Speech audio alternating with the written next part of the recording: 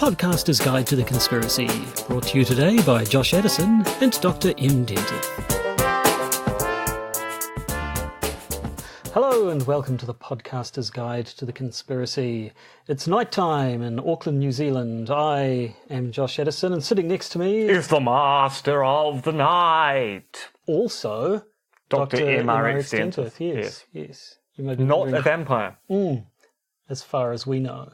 Well, as far as so you far. know. It is the night time, so you can explain your usual lack of bursting into flames as simply not being exposed to the harmful rays of the sun. Is there garlic in that whiskey? There's never garlic in the whiskey. How convenient. It's true, it is convenient that Scotch doesn't contain garlic in it. I don't even know of any garlic-finished whiskies, because that would be horrific. If you know of a garlic-finished whiskey, please do send it along to the Podcaster's Guide to the Conspiracy. I will drink it on air. These are pre-records. And I will tell you that it's revolting, because it will be, but I missed to try it. Most certainly. Will you just take your sip there? I'm just going to surreptitiously see if you cast a reflection in the surface of the liquid there. It's marginal. I don't know. So perhaps we better rush on with the episode before your base instincts overwhelm you and you drink more deeply whiskey from the... the whiskey. Yep, from the whiskey. The whiskey. So, I don't think we have any housekeeping interesting thingies to say before we... Not at all. Straight into the news. No, so we're just casting aspersions on my non-vampiric character. Non-vampiric. Maybe you should eat more garlic before you turn up for these podcasts. So you can just breathe in my face. Not a bad idea, actually. I like garlic. It's very tasty. We should have garlic bread on this podcast. It's exactly the sort of thing a vampire would say to throw us off the scent. They want to suck your blood. That's exactly the sort of thing a vampire would say. Yes, but it's also the kind of thing a vampire wouldn't say because they'd want to distract you from the fact they are a vampire. So by claiming I want to suck your blood means I'm not a vampire. If I didn't want to suck your blood, that would prove I am a vampire. I can't fault your logic. I can't understand your logic, but I can't fault it. So I think we're safe to move on to the news. Doctor Who gives you the authority to be wrong. And now the news. Breaking conspiracy theories in the news. First up, some gaming news. Because we are down with the kids, with our PewDiePie and our Ninja and our Five Nights at Freddy's live streaming. Anyway, being down with the kids means that we're also down with Minecraft, and thus au fait with Minecraft and its creator Marcus Notch Pearson, who recently endorsed QAnon on Twitter. On March the 2nd, Notch tweeted, "Q is legit. Don't trust the media." Which led QAnon supporters thanking Notch incessantly, and many of Notch's followers tweeting, "So what?" Notch followed up his initial tweet by admitting that Q's predictions aren't exactly predictive, and that really he was more interested in the way in which Q reveals the deep connections in politics between the rich and powerful. Which, as our own Dr. Dentith has pointed out, might be a lesson QAnon followers are now learning, but it isn't exactly news to people who've been studying politics for a while. Notch has form for endorsing views associated with the alt-right. He's tweeted that it's okay to be white, and asked why there isn't a heterosexual Pride Day, and argued that there is a definite agenda against white men in the media. So endorsing Q and the QAnon movement is actually par for the course, I think, for the creator of Minecraft. Also, Notch is now saying that trans activists want to make it illegal to use the wrong pronouns, which A, isn't true, and B, makes out that we have political capital that we don't have. And talking about capitals, we can't help but talk about Caracas and the ongoing Venezuelan crisis. Nice segue. Hats off to the leader of the Green Party of the US, Jill Stein, for pointing out the hypocrisy of, after years of official warnings by various federal agencies and the US government, that foreign actors could hack into and disrupt the power grid in the US. The US's response to the Venezuelan leader, well, one of them, Nicolas Maduro, claiming this has happened in Venezuela, has been to say, it's a vapid conspiracy theory.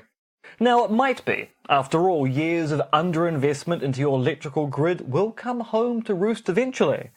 But if you've just spent the last couple of years scaremongering about power grid hacking at home, kind of behooves you to at least consider the possibility overseas. especially in light of the fact that the National Assembly in Venezuela drafted a bill in 2016 which provided amnesty for sabotage of the national grid. How would you like them apples? I don't like them apples at all. Them seem to be quite suspicious apples. They are. They're not good green apples. They're suspiciously green apples. Providing amnesty for sabotage of the national grid before your national grid goes down is almost as suspicious as claiming that you're not a vampire, despite returning from Romania, where all vampires live and come from. That's just racist against vampires. And Romanians. Yes. Moving on, finally, we can't help but mention Operation Varsity Blues, which I'm fairly sure is the theme tune to the Cheers spin-off Frasier. It also turns out to be a massive criminal conspiracy by actors and CEOs to get their children into elite colleges and universities. How? By faking their children's SAT scores. Operation Varsity Blues actually takes its name from a 90s high school football comedy starring James Van Der Beek. Not bad, actually. Not a bad I actually don't film. think I've seen Varsity Blues. No, I don't like... But I do know him well from Don't Trust the Bitch in Apartment 23, where James Van Der Beek plays James Van Der Beek. The best James Van Der Beek impression ever put down on celluloid. True. Although I'm assuming it was actually filmed on digital. In fact, not even filmed. It was videoed on digital. Although video really isn't what digital is anymore. It's just very confusing. It's very confusing. I don't know any nomenclature about films anymore. Or digital. The point is Operation Varsity Blues, despite being a film about American high schools and American football, two things I'm not really interested in, was actually quite a good film. And it also gave its name to this thing, which has thus far implicated over 30 affluent parents, including CEOs and Hollywood celebrities, as well as college athletics coaches and more. The conspiracy also involved paying coaches enormous sums, $500,000 in some cases, to get their children into schools by fabricating their athletic credentials. It's quite the conspiracy. It really is, and it's been weirdly reported because one of the people behind paying for their children to get into school is, now I've forgotten her name, partner of William H. Macy? Felicity Huffman. Yes, see, I've now committed the cardinal sin I was going to accuse the media of fronting all of the stories about Felicity Huffman by only referring to her as wife of William H. Macy, although the best one was William H. Macy turns 69 as wife is arrested for fraud. Really fronting the story in a really unusual way. Yes, it's and especially when people have basically said, you know, why spend millions of dollars sort of cheating your way into an exam, into a university, when you could just give the university millions of dollars to let your child in by way of a donation or making them... Like, there was one person who literally said, you know, it's not like they just, you know, gave them a new building. This is fraud. And it's like, well... Yeah, I mean, I guess one's legal and one's not. But yeah, and actually, so much of a difference? Something which we'll probably mention next week, but it's also now beginning to encompass Jared Kushner, because of course Jared Kushner went to university and was not taken to be a remarkable student by his classmates. And at the time, there was suspicion that maybe his rich parents had greased the wheels, and now people are revisiting that story. Greasy wheels. Stay tuned. So, I think it's time to move on to the updates. You want to hit us with a tune? I do indeed.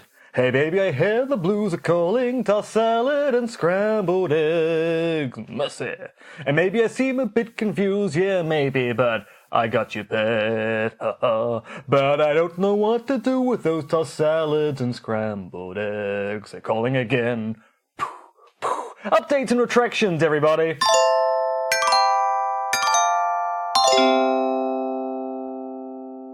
You might recall that last year we talked a little about how agencies in Aotearoa, New Zealand were using a private investigation firm, Thompson & Clark, to spy on all sorts of people illegally.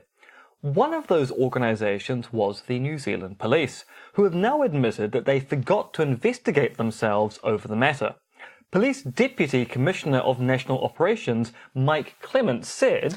It is completely and utterly my fault. I didn't task it as I should have. It's been done now and the investigation shall commence, but there's no denying it's a month behind where it should be.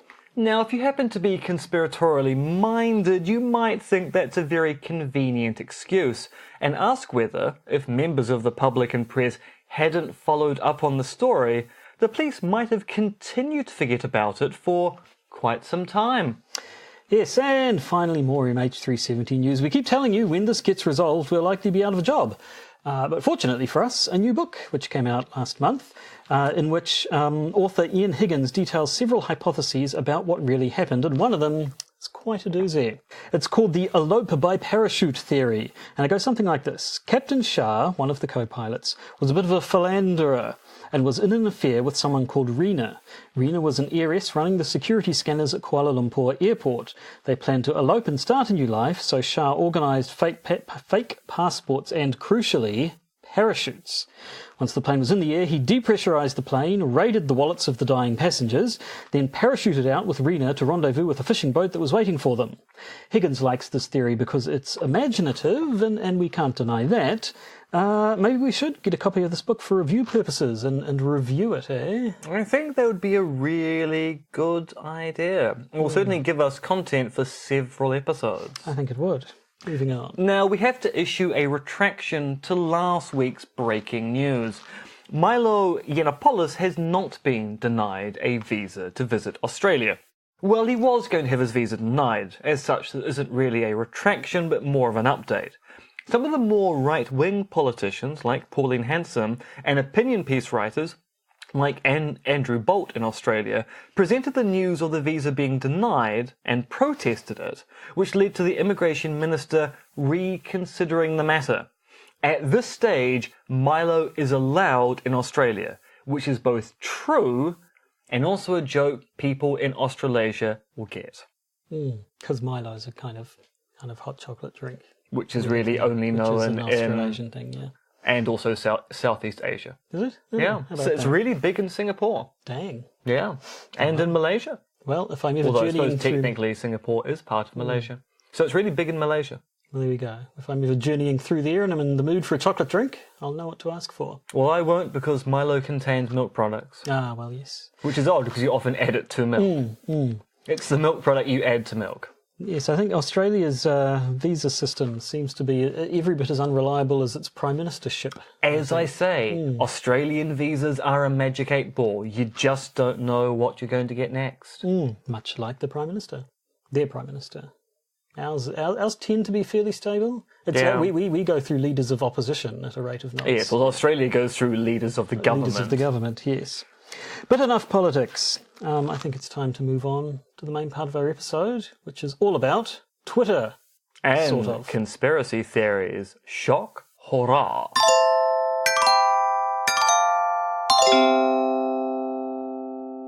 Well, I say it's about Twitter. It's not really about Twitter. It's from It occurred Twitter. on Twitter. It occurred on Twitter. The last thing standing from the social media carnage of earlier this morning. In Facebook and Instagram, both went down for. See, I use Facebook so rarely I had no idea it had gone down. Ah, well, there you go. No, it had for a while, and Instagram as well. I don't know if the two are related or what. But Well, Facebook owns Instagram. I never know who owns who these days. Facebook also owns WhatsApp. Really? They have their own messaging app. Why would they want another one? It's a very good question. Yeah. It's a very, very good question. But anyway, what didn't go down was Twitter, which is good because today's story comes therefrom. But basically, on the 10th of March, Dr. David Schiffman, who is a marine biologist at has an awesome Twitter handle, Why Sharks Matter. Sharks Matter, marine biologist at Simon Fraser University, which is in Canada. Is it? I can't even remember. I looked it up and now I've forgotten. Who has, the excellent Twitter handle, Why Sharks Matter. He tweeted out, "Scientists, what's the weirdest, most illogical conspiracy theory you deal with in your area of expertise? One that I deal with a lot is belief that a large extinct fish is not really extinct and that the government and the scientific community is lying about this." And then posted a gif from the Jason Statham movie, The Meg, which involves a megalodon, so I assume that's what he was hinting at.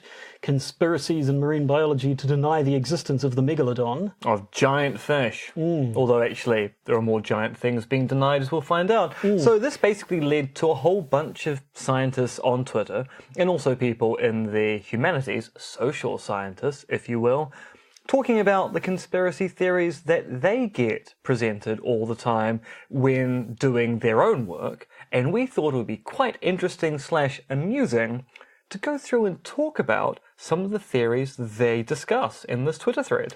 Yes, and there are quite a few. I mean, there are quite a few things that didn't really count as conspiracy theories. They were just things that people tended to get wrong, mistaken assumptions and what have you. But and as we'll see, I think there are quite a few ones that we've heard before. But supposedly, quite a long list of conspiracy theories that these scientists are exposed to. So we have a big long list that's basically in chronological order of when they popped up on the Twitter feed. So should we just go top to bottom, or were there any particular ones you wanted to jump out? I'm quite fond of going top to bottom in matters like this. Excellent. Well, the first one then was the claim that stone blocks are so hard to move, people could only have built Stonehenge and so on with help from ancient aliens or the technology of a lost civilization. One we've talked about plenty before, your lost civilizations and so on, and especially the sort of condescending colonial kind of attitude. Yes, because those brown-skinned people, they could hardly have moved those rocks from one location to another. Now, we pale-skinned people, we could build cathedrals, but brown-skinned people, they definitely couldn't put one rock on top of another. That's just ludicrous, and also quite racist. Yes, I was reading, it might have been in reply to this thread, or it might have been somewhere else, people talking about the Moai statues on Easter Island, Rapa Nui, which sort of some... sort of the folk history of them was that they had walked into place, and then other people had shown out that if you wanted to transport a big statue like that, a good thing to do would be basically to walk it, like when you're shuffling a refrigerator along or something. So that was entirely possible. And a fun fact about the Moai on Rapa Nui, even though they're known for their giant heads, they actually do have tiny little bodies beneath them. Just that those are the bits which are buried beneath ground. Yes. Which is amusing because for those people who follow the Celtic New Zealand thesis, people use the Moai statues to talk about the morphological differences between Polynesians and Europeans, to make the claim that Polynesians have this thing called a rocker jaw, which is a form of jaw that many humans have. And they go, look, these statues are anatomical proof that Polynesians are different from Europeans. But they do tend to ignore the giant head, tiny body thing, which kind of goes against their anatomical proof of the difference. Because otherwise you'd expect Polynesians to have giant heads and tiny bodies, and that just ain't true. Yes, so then there was another one following that up, was the idea that aliens or ancient astronauts are actually the ones responsible for any sort of ancient human achievements, building any sort of megalithic or monumental architecture, and also, of course, when the conspiracy theory comes in, that archaeologists are hiding that info to save their own reputations. Apparently the Nephilim and giants show up in that a lot. Which is the biblical equivalent of the ancient alien hypothesis, that there was a race of giants living on the earth before the flood, and archaeologists who want to deny the truth of the Bible are hiding the evidence of Nephilim or giant civilization in order to further their secular stories. Next, moving on to an area more along the lines of volcanology or possibly climatology, the idea that volcanoes produce more carbon dioxide than humans annually. Do they or don't they? I didn't quite know what that person was getting at there.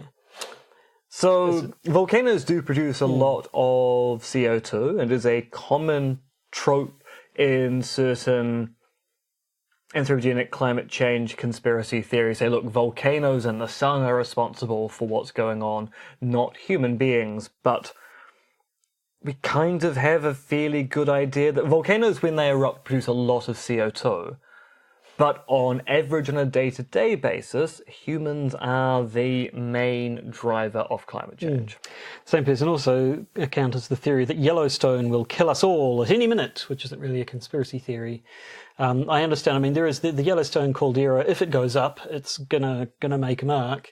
And you every now and then hear news reports saying, and it's overdue for an eruption, but apparently that it is not overdue for an eruption. It won't be overdue for tens of thousands of years, I think. And given that most volcanic systems aren't particularly predictable, all they're saying is, look, the last time there was an eruption was X number of years ago, and we think there's a cycle, but we don't actually know because volcanoes just don't work that way.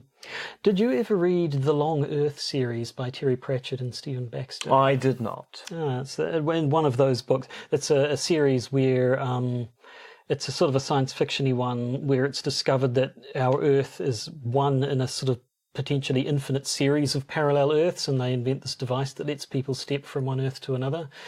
And at one point, at one of the books on sort of the original Earth where humans evolved, our Earth appears to be unique in that it's the only one where human beings evolved. All the other ones, there are some other species, but mostly they're devoid of intelligent life.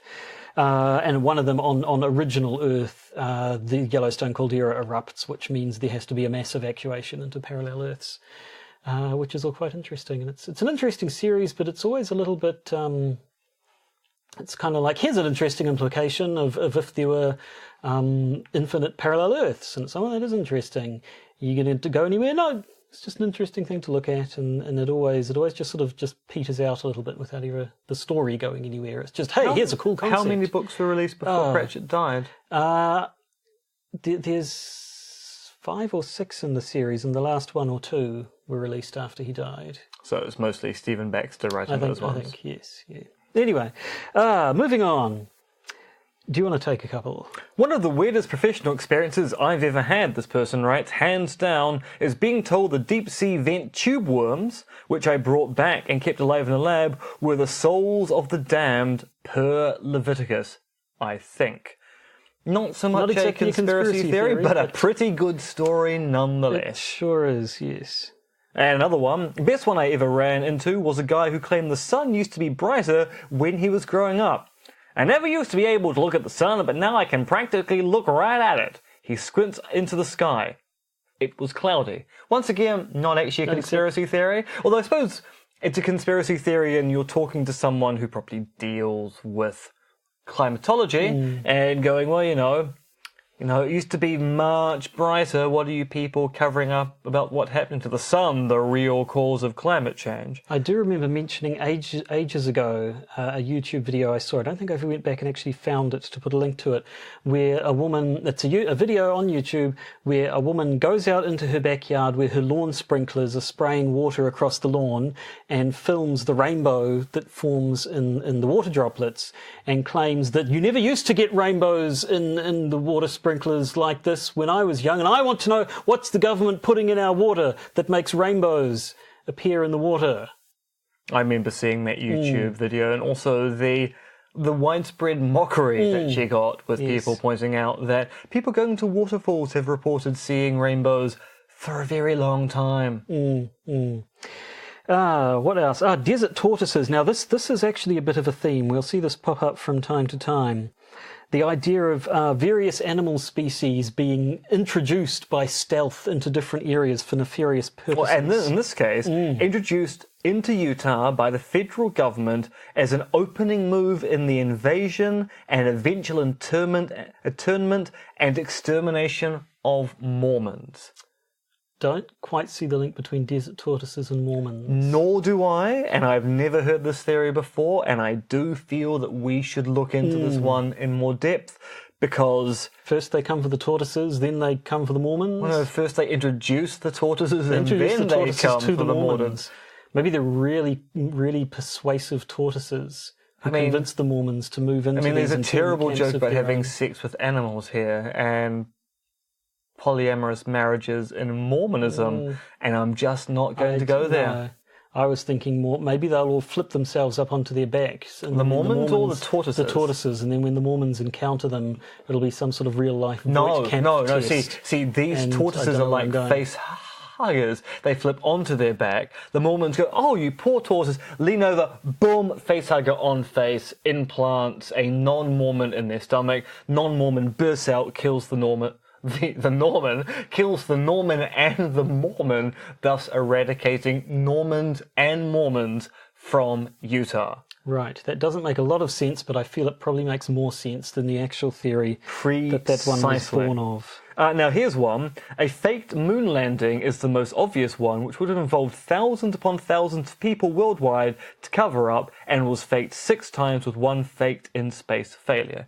Now, obviously, we've talked about moon landing conspiracy. But I do kind of have an issue with the involved thousands upon thousands of people, because depending on the scale of the deceit, it could be done with a small number of people. Just Stanley Kubrick and a few of his crew. Yeah, I mean, the thing is, you have to work out whether the witnesses who claim to see the launches are part of the story, or whether that was faked in front of them, and then you're getting into the Mitchell and Webb sketch about it would be easier to go to the moon than it would be to fake going to the moon and launching a rocket to fool a crowd of people. So what's next door? A vet med here. Apparently there are many anti-vaxxers when it comes to vaccinating pets. Recently, a huge push from them in regards to this idea that vaccines cause autism in cats and dogs, and somehow vets are getting rich off their $10 to $12 vaccines. Well, there's a story a few years ago about a couple in Aotearoa, New Zealand, claiming that a vet gave their budgie autism, which then did lead to questions as to how do you know your budgie is autistic. Yes, what does autism look like in a non-human? Yeah. But yes, there are a lot of anti-vax theories in amongst people who own pets. Vaccines in the news here in New Zealand at the moment, given that there's been a couple of measles outbreaks around. Now, you and I are of the age that we didn't get the booster shot automatically. But we're also of the age where if a family friend got measles, we'd have a measles party. Yeah, I didn't have a measles party. Apparently I did. I mean, I remember the chicken pox party when I got the chicken pox. Apparently I also went to a measles party and got the measles. So, frankly, I'm fine. Yes, I have gone spotty several times in my life. I don't know if one of those was measles or not. Because if you have had measles, you have antibodies, and you don't need the booster. But if you didn't, you do need the booster because people born from the late 60s to the early 80s or something, the booster shot wasn't part of the regular vaccination schedule. Yeah. So apparently I've had measles. Well, there you go. Woohoo me. Also, what a society we lived in where, your child's sick with the measles. Let's infect all of our children. That's a great idea. That was a terrible idea and they should never have done it. No. Moving on. Now we have a cartographer. And surprisingly, they get a lot of flat earther conspiracy theories. This person writes, flat earthers are challenging in the same way that a 4-year-old asking you why is. Doesn't matter how well you can explain Eratosthenes and satellites, at some point knowledge relies on trusting smart people you've never met, and you go crazy. Which actually is a legitimate issue to talk about because, yes, in most situations, even people who are professionals in their field going, well, I've never actually done the experiment myself. I've read about it in a book or read it in a journal. And people say, but how do you know that experiment occurred? And you go, well, I kind of trust the peer review. You're part of the conspiracy. You trust the whole peer review thing, do you? And it is actually something which is quite hard to argue against because you're dealing with someone who assumes that there's something rotten at the heart of peer review and the scientific method and consensus science. Then appealing to consensus science doesn't actually do anything. And I mean, yes, all you could really do in that point, I suppose, is turn it back around on them and say that their beliefs are also on an equally shaky foundation, but that doesn't really get you anywhere, does it? It just means, but you. And yes, it just all ends very badly. Right, tell me about earthquakes. Scientists are hiding earthquakes or downgrading the magnitude of large earthquakes to advance some bizarre agenda.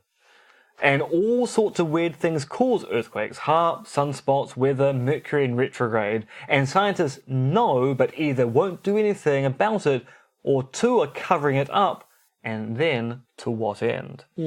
Yeah, one of the common threads through here, it seems, is scientists are covering this up for reasons. Now, we've actually had our own version of the earthquake conspiracy theory after the 2011 Canterbury Christchurch earthquake, where Ken Ring, who is I think we can call him a mathematician, but also someone who engages in predicting the weather based upon the movement of the moon, claimed that he was able to predict earthquakes and that scientists are denying his mathematical skill and the fact the moon is the deciding factor for volcanology and earthquakes in general, and thus they're part of a massive cover-up to deny people like him their rightful place in the pantheon of science. Yes, as I recall, Ken Ring's thing was that he would say it's going to be on this date or sometime 2 weeks before or 2 weeks after. He'd sort of give himself a range of a month or so. And it turns out that the incidence levels of earthquakes in Christchurch kind of fit into every 2 weeks there's going to be a quake of some kind, which means that Ken Ring is automatically right if his prediction is couched in a week and a half either side. So, one person who didn't say what field they work in, I think, but their weirdest conspiracy theory is that birds aren't real. They're government surveillance drones. Truly, that's what these folks think, or at least that's what they say on the T-shirts they sell. Now, I can understand doing the birds aren't real now hypothesis, given the discussion about China building bird-shaped drones, which turns out to not be the threat it is. It's a prototype thing that China's engaged in building drones that look like birds. But we've got an awful lot of descriptions and drawings and carvings of birds throughout human history.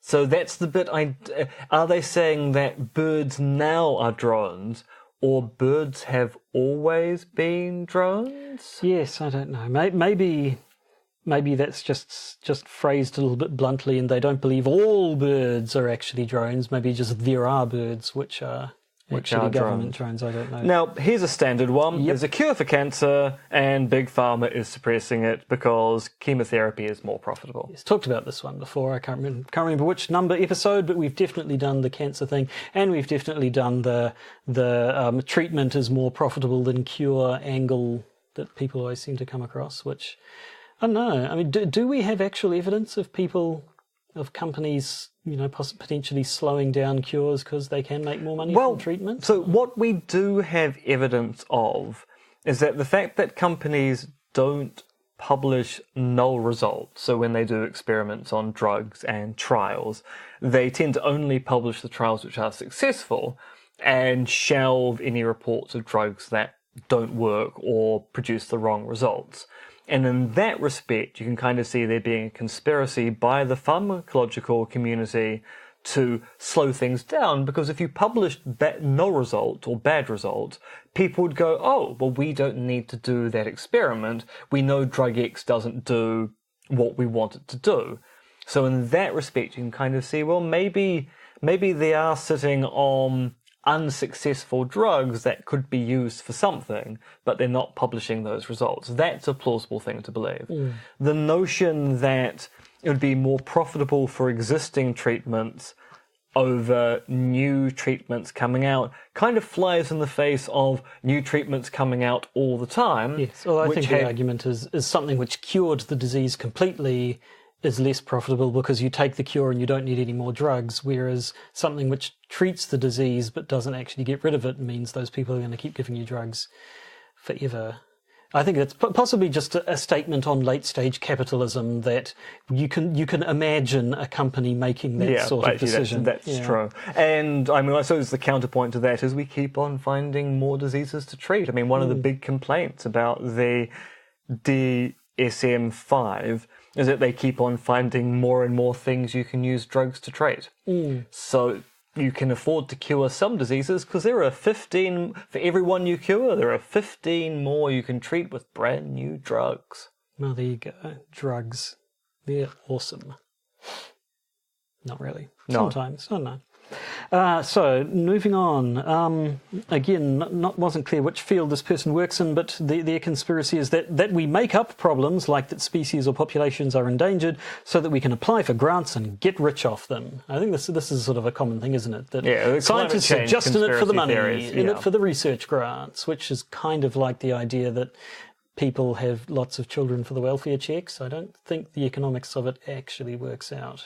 I mean, the thing which is the only kernel of truth to this particular kind of conspiracy theory is that it is true that there are certain avenues of research which are in vogue at any particular point in time. So if you're doing physics, you want to be doing string theory. If you're engaged in atmospheric physics, you want to be doing climatology. If you're doing philosophy, then there's a lot of stuff in philosophy of mind and philosophy of language, which is kind of the big stuff where it's easy to get postdocs and grants. So it is true that people tailor their research to where the research funding is, but you don't have to actually invent problems to get that funding. You just have to specialize in where the funding exists. And that tends to be that the people who are giving out grants are the people who are doing research in that area 20 to 30 years ago. So it's just institutionalization. It's not the invention of issues, it's the cementing of, well, I'm famous, I did X, and I've got my hand on the purse strings, so I'm going to give money to people who do X as well. It's not a conspiracy, it is just late-stage capitalism. Yep. So moving on, this is a good one, that wildlife management agencies want to bring back predators, so they'll kill all the game, so people won't be able to hunt them, and then we can take away everybody's guns. First of all, I assume by predators they simply mean predatory animal species and not predators from the movie Predator. Although that would be awesome. Fully in favour of that. But yeah, that's quite a good chain they've got going there. Bring back predatory species, kill all the game, stop people hunting, take guns. It's the underpants known blah blah blah question mark profit, but they've actually filled in the question mark step. Except that, as we're seeing in certain parts of Europe where they brought back wolves, now they've got too many wolves. And so they're now thinking we might do some culling of wolves. The wolves, yes. And who are they asking to do the culls? Hunters. And with what weaponry? Guns. And then somebody else replied to that one, that's directly at odds with the animal rights one I've heard, that FWS, I assume that's the American agency in something wildlife service, Possibly. Federal Wildlife Service, Yep. whatever, purposely manipulates deer populations to justify selling more hunting licenses for the money. So here we have one conspiracy theory saying that, no, the government's not trying to kill off game species, they're trying to grow game species to make more money off of those sweet, sweet hunting licenses. Well, I mean, that was one of the issues we had with possum here. In the old days, we had a kind of bounty on them. So possums are a pest. In New Zealand, yep. So they had a bounty on them that if hunters went out, killed and trapped them and brought back their skins, then they would get a bounty on the notion that would wipe out the possum species. Hunters very quickly worked out that wiping out the species would actually mean not making any money from skinning them, so they would keep a breeding population alive in certain areas, and so it didn't actually solve the problem, it just cemented it. Yes, that was, speaking of Terry Pratchett again, that was in one of the Discworld books, wasn't it, where they had a rat problem in Ankh-Morpork, so they put a bounty on the rats, but then they found they had more rats than ever, so veterinary just said, tax the rat farms. Now, this is one I hadn't actually heard of before. Concave hollow earth theory. Obviously your hollow earth theory has come up, but the idea that the earth is hollow and we live on the inside. Yes, and the sun is at the centre. Yes, I have read about this particular theory. There are all sorts of theories about optics to explain why horizons appear to curve away from us as opposed to up. Like the city in Inception. Yeah. So, but yes, there are people who believe there is a hollow earth and we live on the centre, and it's the chuds who actually live on the outside. They're not cannibal underground dwellers, they're cannibal overworld dwellers. Chowds. It's even worse. Indeed. So one person says the craziest, though, that they had seen was a paper written in pencil with equations, etc., which purported to prove that thunderstorms were living and sentient beings who communicated using lightning and thunder. This is actually harder to disprove than chemtrails, I think. Once again, not really a conspiracy theory. No, unless people are deliberately I would like to see these calculations. What else we got? My favourite was the guy, and I'm reading directly here, so not saying my favourite, but the person who wrote this. My favourite was the guy who got up in a public hearing claiming that the UN black helicopters were bringing dead aliens and red waste to be buried at the landfill I worked at every Saturday at midnight. He'd seen it through his night vision goggles and had tried to shoot the helicopter. He had a lot of support for this, claimed we, the largest waste services provider in North America, were run by the UN, and that I personally was hiding the groundwater data showing the proof of the aliens' rad waste since all the landfills leak, which is another bit of BS. A lot of people brought into this. He was a rather persuasive public speaker. He had photos of oil-stained gravel to prove this. Well, here's your actual conspiracy theory. So good on this guy for starters. But yeah, the government burying dead aliens in radioactive waste is basically the plot line to the TV series War of the Worlds, based on the 1958 film War of the Worlds. So the premise in War of the Worlds, the TV series, is that there was an invasion on Earth in 1958, and the aliens, a la the book, were killed by bacteria. Except they actually weren't killed, they went into a state of hibernation. The US military did some experiments on the bodies initially, but due to a kind of weird telepathic virus thing, people began to forget about the invasion, and the scientists eventually put the alien bodies into steel cans, and they were just being moved around from place to place, and eventually they end up in a radioactive waste site, which then kills the bacteria on the aliens, rejuvenating them, thus giving you the plot for War of the Worlds Season 1. Was it any good?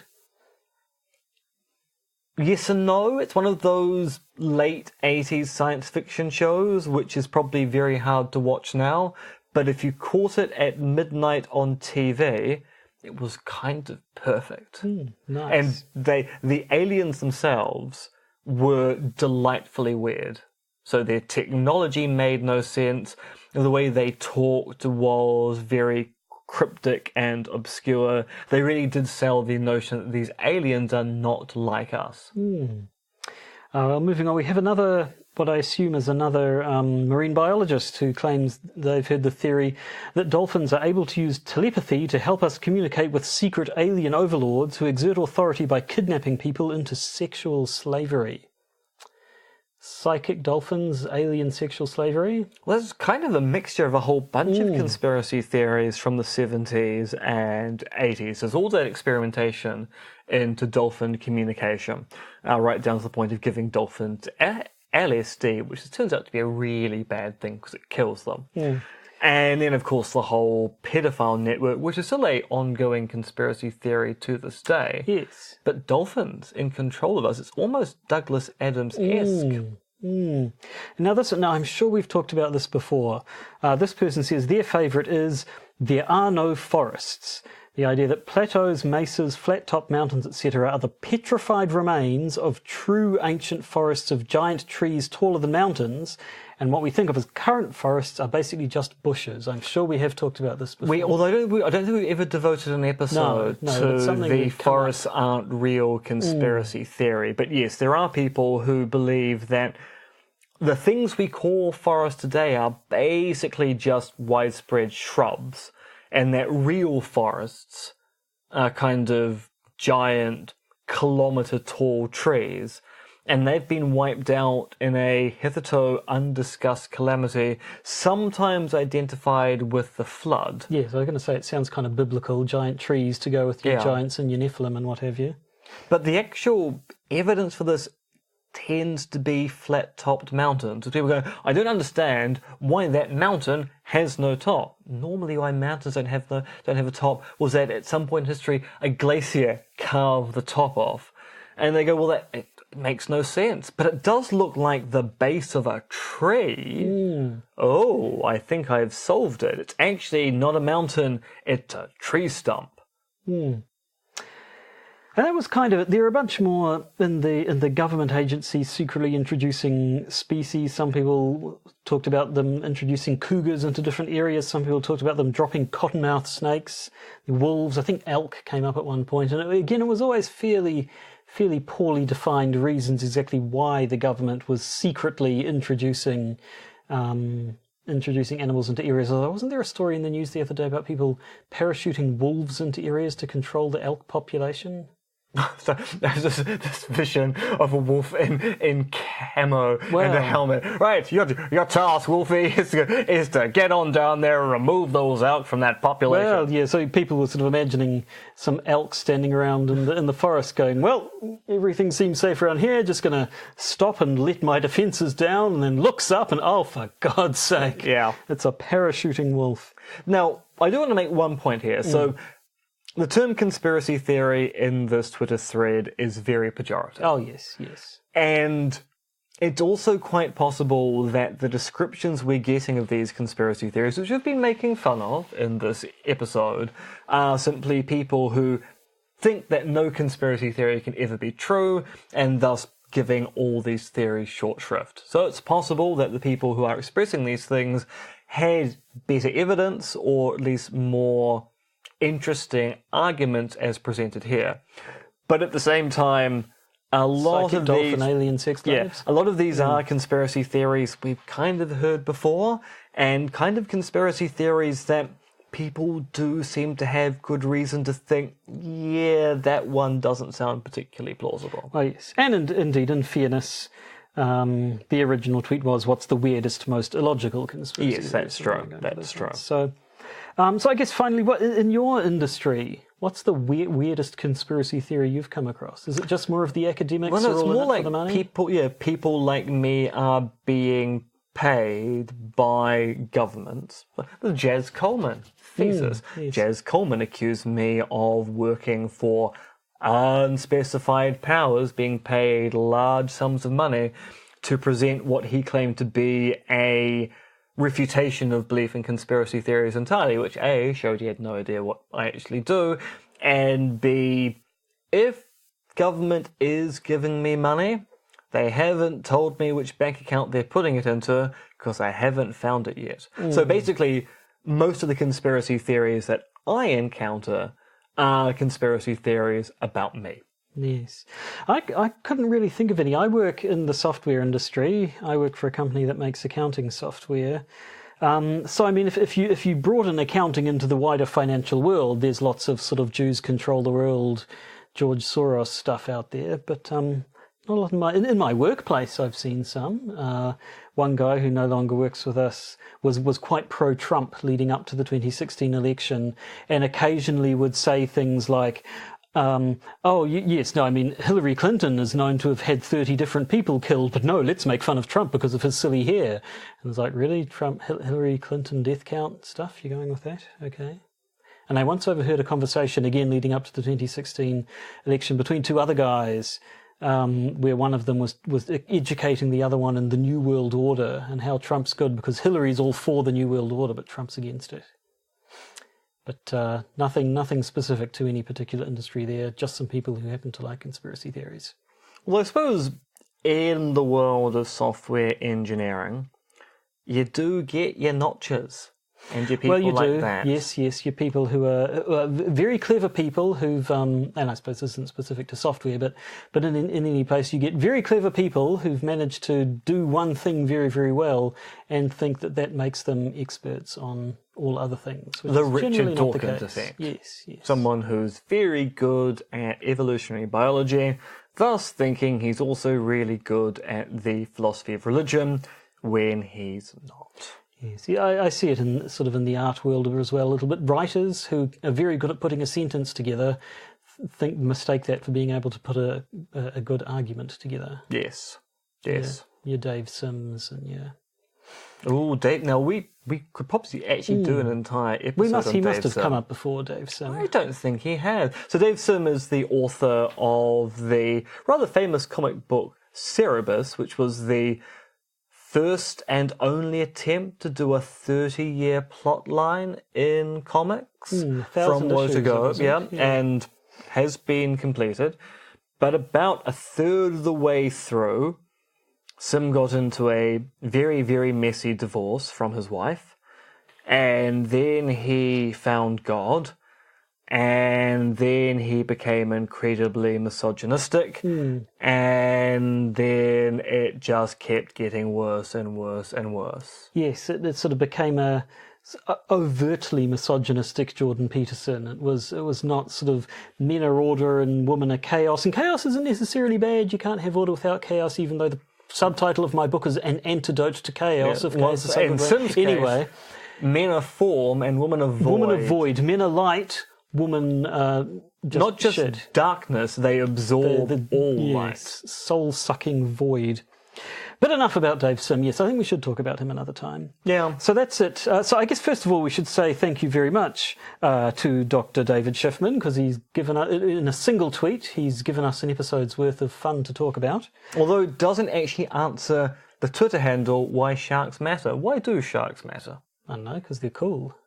They've got lots of rows of teeth, and they eat stuff. And yet you're scared of vampires. They're the world's greatest killers, probably.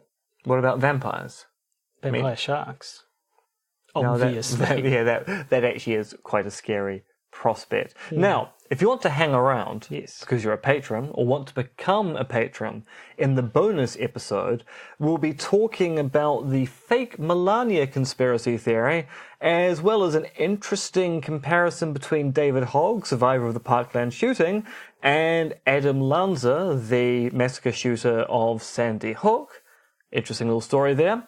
We'll be touching on the fact that Chelsea Manning is back in jail, and we'll be talking about the fact that Amazon is selling books that suggest that you can cure autism with bleach. Fun times. So, if you are one of our Patreons, patrons, whatever it is we're supposed to call Patronuses.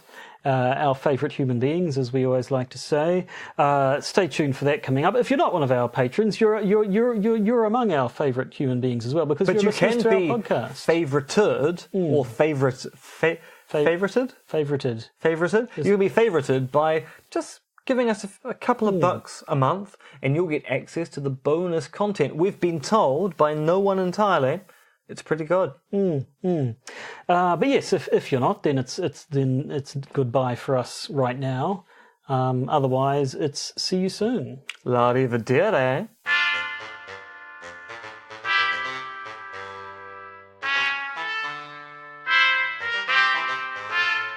You've been listening to the Podcaster's Guide to the Conspiracy, starring Josh Addison and Dr. M.R.X. Denton, which is written, researched, recorded, and produced by Josh and M. You can support the podcast by becoming a patron via its Podbean or Patreon campaigns. And if you need to get in contact with either Josh or M, you can email them at podcastconspiracy@gmail.com or check their Twitter accounts, monkeyfluids and Conspiracism.